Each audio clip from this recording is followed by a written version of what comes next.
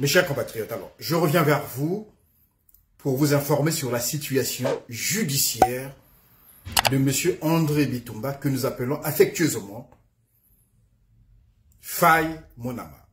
Alors, l'audience a été reportée pour demain à la même heure. Je précise que c'est une audience civile. Nous serions devant le juge des libertés de la détention, qu'on appelle le JLD. Alors, cette audience va consister à soulever des irrégularités constatées dans la procédure, notamment l'interpellation déloyale de Faye Monama, que j'ai expliqué dans ma première vidéo, et d'autres vices de procédure.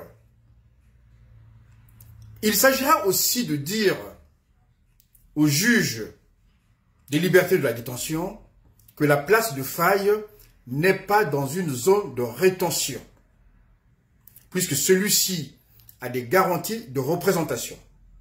Faye justifie d'un passeport qui est actuellement aux mains du préfet du département de la Seine-Saint-Denis.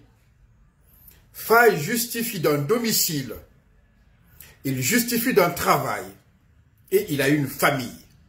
Donc à ce titre, il a suffisamment de garanties pour que celui-ci sorte de la zone de rétention de Ménil-Amello. Ça, c'est le volet civil. Il y a aussi la saisie du tribunal administratif pour contester l'OQTF, c'est-à-dire l'obligation de quitter le territoire français. Et là, c'est une procédure administrative. La date n'est pas encore fixée. Voilà la situation judiciaire de Faye Monama. Mais par-dessus tout, j'aimerais dire que, au-delà de l'aspect administratif judiciaire, il y a le volet politique. Faye Monama est un activiste, un combattant, un défenseur des libertés, de la démocratie. Il combat à ce juste titre le pouvoir brutal et dictatorial de Sassou Nguesso Deni.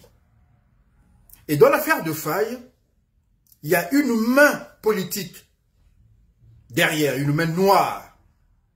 Et cette main noire est orchestrée par Jean-Dominique Okemba, qui est sur la place de Paris, qui a nuitamment fait une réunion avec des personnes de la diaspora, et le cas de Faye Monama a été évoqué.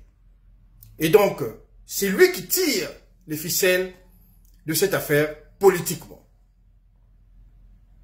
Et donc, je tenais à vous informer qu'au-delà du judiciaire, du juridique, il y a aussi le volet politique.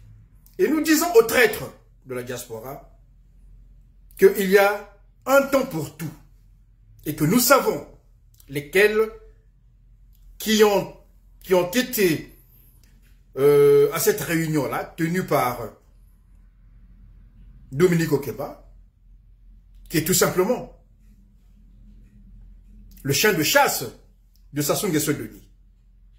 Et nous dirons que la lutte que nous menons pour libérer le Congo-Brazzaville est une lutte sans merci. Nous allons recevoir des coups, mais nous allons aussi donner des coups.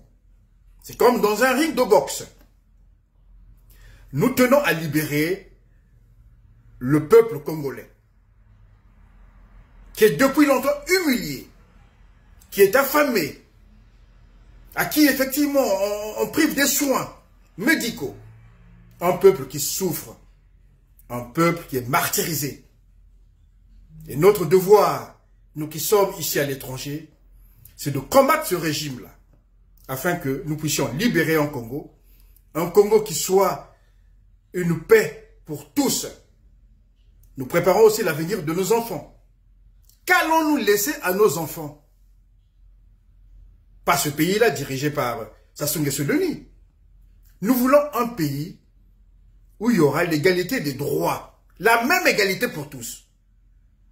Pas de sudistes, pas de nordistes, comme dans des pays comme en France par exemple.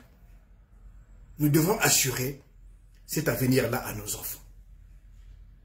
À nos enfants, leur donner le droit à l'éducation, d'étudier, le droit de se vêtir, de se loger. Voilà, en un mot, le combat de Faye Monama. Et c'est le combat de tous. Et c'est aussi mon combat.